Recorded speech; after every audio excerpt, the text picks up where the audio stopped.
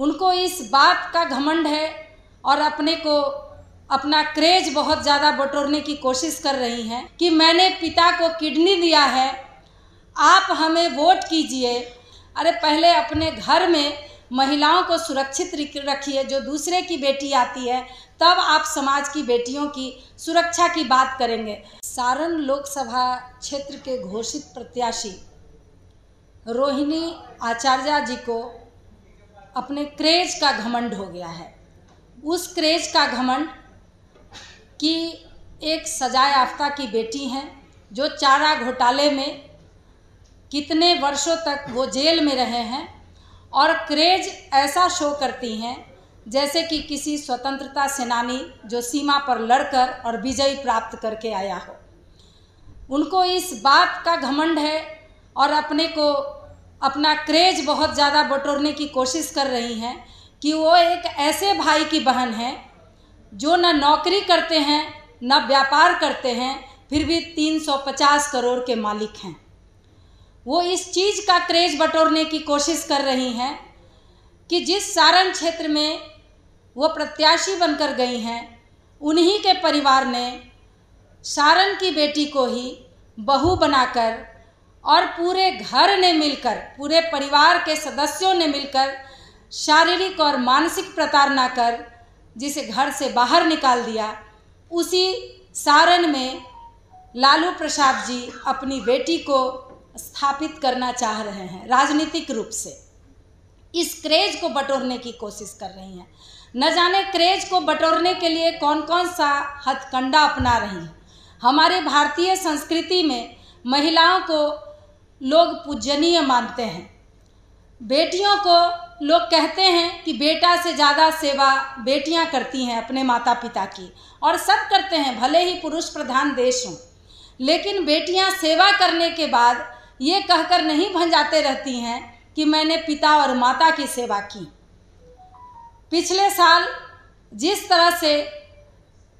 रोहिणी आचार्य ने अपने पिता को किडनी दिया, जान बचाई, ईश्वर करे लालू प्रसाद जी स्वस्थ रहें, लेकिन जिस तरह से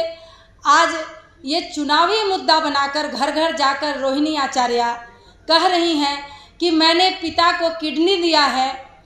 आप हमें वोट कीजिए, मेरे जैसी बेटी सभी को होनी चाहिए, तो ये राजनीतिक हथकंडा जिस तरह से अपनाई हुई हैं, ये तो शक है कि उन्होंने किडनी दिया भी है या नहीं दिया है, ये भी जांच का विषय है। या इसको एक राजनीतिक साजिश समझकर कि हम राजनीतिक रूप से लॉन्च होंगे तो उसके लिए इस तरह का किया जाए, इस तरह का नाटक किया जाए, ये भी एक शक की बात है और ये जांच का विषय है। सिंगापुर से एक महिला आकर और बिहार के इस सरजमी पर आकर और चुनाव लड़ती है, और वो बार बार जो बिहार एनडीए की सरकार जब से पिछले 17 साल से काम कर रहा है, बिहार का विकास कर रहा है, उस बिहार में जिसने महिला सशक्तिकरण को कहां से कहां तक पहुंचाया, वहां पर वो ये घोषणा कर रही हैं अपने क्षेत्र में कि महिलाओं की सुरक्षा करूंगी। अरे पहले अपने घर में महिलाओं को सुरक्षित रखिए, जो दूसरे की बेटी आती है तब आप समाज की बेटियों की सुरक्षा की बात करेंगे। और जिस तरह से लालू प्रसाद जी को सामाजिक प्रणेता और सामाजिक न्याय के नेता कहे जाने वाले लालू प्रसाद जी, आप अपने परिवार में भी न्याय नहीं कर पाए, बेटी और बहू में अंतर किया, तो आप फिर समाज के न्याय की बात क्या करेंगे। जहां पारिवारिक न्याय की बात नहीं हो, वही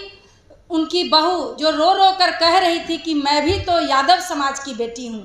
स्वर्गीय दरोगा राय जो बिहार में इतने प्रतिष्ठित नेता थे, उनकी वो पोती है। वैसी लड़की को भी इन लोगों ने घर से धक्के बाहर निकाल दिया, और इन जालसाजों ने अपनी बेटी को उसी क्षेत्र में जाकर राजनीतिक रूप से स्थापित करने की कोशिश कर रहे हैं। सारण की बेटियां, सारण की बहुएं, सारण की माताएं